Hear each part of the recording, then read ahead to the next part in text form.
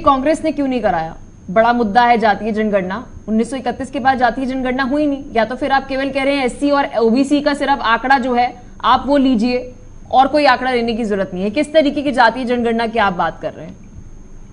देखिए 2012 में जो जनगणना हुई थी तो उसके आंकड़े बीजेपी ने उजागर नहीं किए थे। वो जो जब काउंटिंग चल रही थी उस दौरान सरकार परिवर्तित हो गई, तो हमने बीजेपी से भी कहा है कि जो 2012 की जनगणना हुई है उनके सारे आंकड़े आप उजागर कीजिए और इस बार जो सेंसस होना है, जो जनगणना अलंबित है, तो उस जनगणना में भी आप अरुणेश जी, आप समझ रहे हैं जनगणना, वो रखें। जनगणना शब्द का आपने इस्तेमाल किया। जातीय जनगणना आपके द्वारा भी कभी नहीं कराई गई। जब आप सत्ता सरकार में बैठे थे आपके द्वारा जातीय जनगणना नहीं करवाई गई, तो आप कैसे अभी बीजेपी को बोल रहे हैं कि आप जातीय जनगणना करवाइए?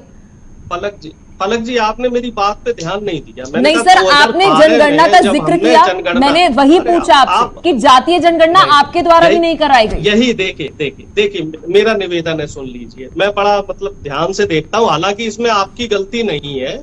अब है क्या, ट्रेंड यही है कि सरकार से जो है सवाल जो है सरकार के प्रवक्ताओं से होना चाहिए, लेकिन दुर्भाग्य ये है कि आजकल जो सवाल है, जो लोकतंत्र का चौथा स्तंभ है, वो सवाल विपक्ष के नेताओं से करते हैं। सरकार से सवाल होना बंद हो गया। सवाल इस समय सरकार से होना चाहिए कि आप ठीक है सर, आप एक काम करिए, कांग्रेस डिबेट में ना आए, हम कांग्रेस से सवाल नहीं पूछेंगे। अब आप मेरे मेहमान हैं, मैं आपसे सवाल पूछूंगी तो आप कह रहे हैं कि मुझसे सवाल पूछे, आप मुझे चौथे स्तंभ का ये सब ज्ञान देंगे।